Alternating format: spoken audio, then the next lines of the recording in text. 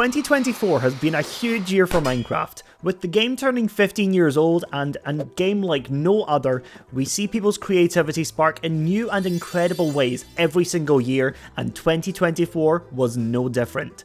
Today I'm going to be rating my top 10 Minecraft worlds for this year.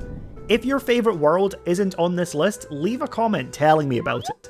I'm just one guy, so I'm sure I definitely missed a few, but without further ado, let's jump into the list. Number 10, All Hallows Eve Adventure Map.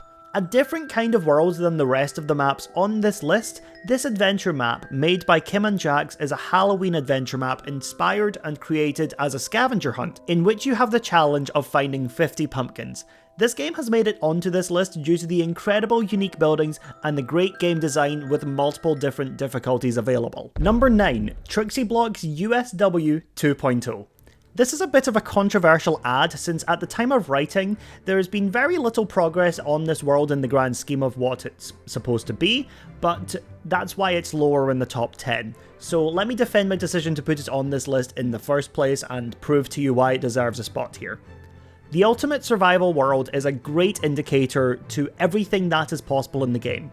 And from the original map by Trixie and Steph, with the builds to the story to the engaging aspects of that map, choosing to redo and improve on the original concept with extra customizations that were previously unavailable at the time of the map's first creation, all point to a bigger and better map on the horizon, including boss battles, some extra biomes that hadn't been released yet, including the Pale Garden and the Cherry Grove, and even custom biomes not even in the base game. From the first episode, I already have incredibly high hopes for this world, and I'm excited for the final world, whenever that is. Number 8, Wax Fraud's Hardcore World. Wax Fraud has one incredible world, and that's set aside from others because of the thought that goes into every block that's placed down, making choices that nobody else would make to create new and interesting details around their base, to create a magical atmosphere that he's made over the last year.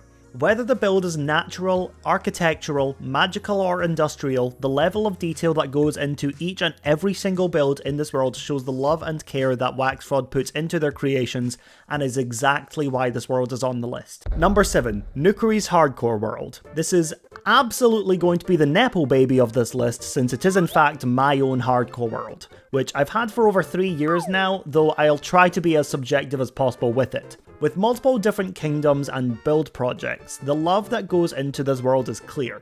Despite some projects going unfinished as of right now, it's not for a lack of determination to make something special. With some of the builds having details down to characters and stories that live in the differing kingdoms, to large-scale mega builds, to one-off outpost builds as well. This interconnected world really is one to behold, but because I'm aware that this segment is mostly a practice in narcissism, I didn't want to put it any higher on the list. Number 6, Lagundo's UHC Generations. This is a very special world, as it is an ultra-hardcore single-player world, started all the way back in 2022, with the intention of passing it on to a new player once the current holder dies. With that, UHCG came into the possession of Lagundo this year. This world has gone through multiple different owners, of which Lagundo is the 5th owner of the world, following Code Neon, Leon SBU, Quilby, and originating back in 2022 with Flaming Maui. Lagundo has spent since July making his own mark on this world, though he's mentioned in no uncertain terms like everybody else, death is inevitable in this world. All by design of course for the world, and so while he's perfectly capable of surviving a long time in this world, once his current stack of golden apples runs out, so does he. Number 5, Stamio's Create World.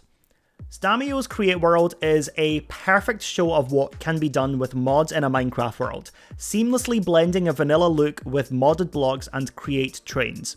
This world and his series is a testament to how far Minecraft has come in the 15 years that the game has been around, despite this world being less than a year old. My favourite part about this world is that he doesn't simply build on diagonals with some houses as well, he's built full houses and full market stalls and just rotated them using Create, which makes the town look more sleek, thought out and active.